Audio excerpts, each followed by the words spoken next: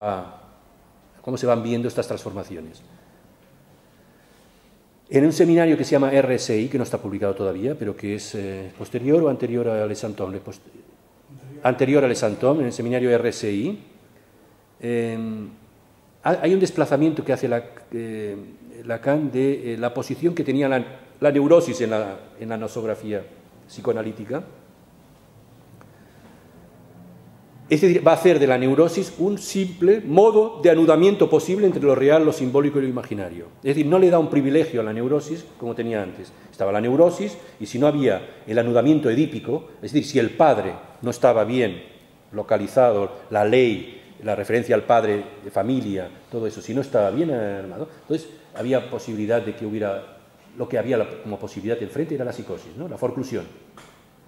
Pero se veía la autoridad de la neurosis. Bueno, Lacan va abandonando este privilegio que tenía lo simbólico, la ley y tal, pero también la neurosis. Y ya no emplea más a partir de estos años, 74, 73, 74, después de Ancor, ya no emplea más el término de neurosis. Pido que lo verifiquen esto, pero yo no encuentro ya el término neurosis, sino que habla de síntoma edípico. Es decir, toma la neurosis como un anudamiento del cuerpo, del lenguaje y el goce a partir de lo que llamamos el complejo de Edipo. Pero sería un subconjunto, un conjunto dentro de las posibles formas de anudamiento borromeo. El nombre del padre, lo que llama el nombre del padre, que era la referencia central, ya no es exactamente lo que era hasta entonces. Es decir, el nombre del padre en la neurosis es uno más entre los nombres del padre. Es decir, que todo anillo que viene a anudar los anillos imaginario, real y simbólico es llamado por Lacan nombre del padre. Todo aquello que venga a anudar los tres registros es nombre del padre. Por ejemplo, una persona que se tatúa. He visto tatuajes impresionantes. No es un pequeño, una letra aquí para allá, ¿no? Como un pequeño coqueteo. Hay sujetos que realmente hacen unos tatuajes realmente impactantes en la actualidad.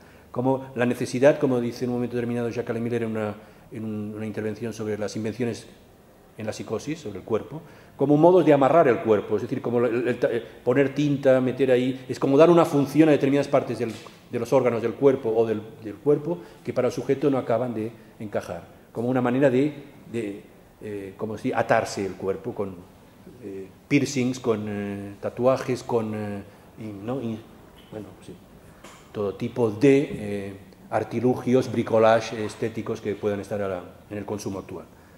Eso puede tener una función, una inscripción de este tipo, podría tener una función del nombre del padre. Quiere decir que el nombre del padre se generaliza hasta tal punto de dar este nombre del padre a estas suplencias, podríamos decir así, que anudan los registros de lo simbólico, lo real y lo imaginario. Entonces, el nombre del padre lo vacía de la idea de cualquier contenido al padre, a la figura del padre, a la función paterna. El nombre del padre no tiene ya que ver con la función paterna en el sentido de función simbólica del padre de familia. El vínculo que conservan entonces, a partir de entonces, en la enseñanza de Lacan, los nombres del padre con el padre del Edipo, solo conciernen al anudamiento, o sea, ¿qué es lo que mantiene en común los nombres del padre con el Edipo? El hecho de que implica anudan y que implican una nominación, hay un nombramiento, nominan. Y todo esto pone en cuestión entonces, desde esta perspectiva, el binario, desaparece, digamos así, la tensión o el binario que planteaba antes que existía entre neurosis y psicosis, lo pone en cuestión. O sea que hasta los años 70 la psicosis era considerada a partir de la neurosis, es decir, referida a la forclusión del nombre del padre y la forclusión del Edipo. En una época, esto tiene que ver también con nuestro programa de formación. Nos hemos formado durante años, nos seguimos formando, es la formación continua, podríamos decir así, nuestra formación continua. En una época, al comienzo, cuando estudiamos los seminarios 3, seminario 4, abordábamos la metáfora paterna y decíamos, cuando presentábamos casos clínicos, en este caso no se ve la neurosis infantil, que era el criterio freudiano, no se ve el Edipo, o sea, no se ve la neurosis infantil, quería decir, no hay un síntoma infantil, entonces, puede ser que... Bueno, era muy rígida la cosa. Teníamos un esquema neurosis, psicosis un poco rígido. Creo que el término psicosis ordinaria y todo esto de la generalización de los nombres del Padre dan una flexibilidad y una complejidad al tema mucho más grande de lo que pensábamos. O sea, que si la psicosis era considerada a partir de la neurosis, a partir de la falta, podríamos decir así, ¿qué es una psicosis? Es la falta de una constitución neurótica. Casi como ¿qué es una neurosis? Es una falta de ¿qué es una psicosis? Una falta de neurosis, ¿no? Sí. Bueno. Al final de la enseñanza de Lacan, es decir, los últimos años, en cambio, lo que vemos es que ya no es este el caso, y esta clínica que estoy describiendo, donde él hablaba del tatuaje, que puede funcionar como nombre del padre, y no hay referencia alguna a la autoridad paterna ni al Edipo y todo esto, eso indica que estamos más a la altura de las circunstancias, o sea, que estamos más con el reloj puesto a la hora de nuestro tiempo.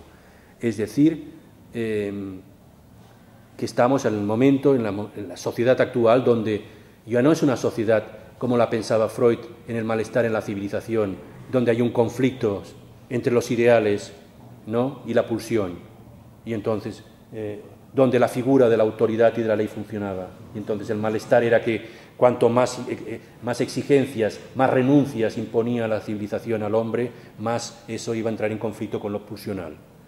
Estamos en una sociedad donde, o en un malestar de la civilización que implica otra cosa, que es la forclusión generalizada. ¿Y qué quiere decir forclusión generalizada? Creo que lo he dicho antes y no lo he explicado. Forclusión generalizada quiere decir que el estado nativo o natural del ser humano parte de lo real. Es decir, que de lo real en su anudamiento con lo simbólico, el lenguaje y lo imaginario. Es decir, que forclusión generalizada quiere decir que en un momento determinado, para todo sujeto, la realidad se constituye a partir de un rechazo, ¿no?, de algo del goce que se ha encontrado el sujeto, un rechazo en lo real. Pero eso no es solamente para la psicosis, eso es para la neurosis también. De hecho, cuando Lacan vuelve en los años 70 a hablar de Juanito, va a hablar del fenómeno traumático que da inicio a la fobia de Juanito. No lo explica en términos de que el padre no funciona, de que había un problema de la pareja parental, la madre y el padre que no tenían muy buenas relaciones y entonces eso, el niño como una especie de caja de resonancia respondía con una fobia y que entonces la madre no había el amor del padre. No, Lacan va a decir que la fobia de Juanito es un resultado de la forclusión generalizada. ¿Qué quiero decir? Quiere decir que Lacan dice en Ginebra que la angustia de Juanito, dice, ¿qué es? Es lo que del interior del cuerpo existe cuando algo se despierta, lo atormenta. Vean ustedes el pequeño Juanito. Si se desplaza con la fobia es para dar cuerpo al embarazo que tiene del falo, de ese goce fálico que ha ido a asociarse a su cuerpo. ¿Qué está diciendo? Dice que Juanito, en un momento determinado, donde todo funcionaba, era un paraíso, estaba con la madre, hablaba de cosas, no sé qué, vemos el universo, está muy bien descrito en el caso de Freud. No lo voy a ampliar más, ya es suficientemente claro. Pero en un momento determinado dice que Juanito tuvo una serie de erecciones, o sea, empezó a notar que lo que llama Freud Vivimager, como lo llamaba él, la cosita de hacer pipí, Vivimager, es decir, su órgano viril, empieza a tener erecciones y eso le causa un trauma. O sea, el hecho de tener un goce lo dice así Lacan, dice, como algo que se presenta como inasimilable, como es el encuentro con algo, con una experiencia en el cuerpo, está solo, nadie le ha explicado qué es eso, qué está pasando, y tampoco se puede explicar en la escuela, es decir, es algo que el sujeto hace en la soledad, es un fenómeno uno, es decir, está separado de la cadena, es casi como un fenómeno elemental, es decir, el sujeto se encuentra como algo, una experiencia de algo que está separado del sentido, como extraño, extranjero, exterior, Lacan dice, como algo que existe incluso, dice Lacan. Subraya además esta dimensión de exterioridad en un pasaje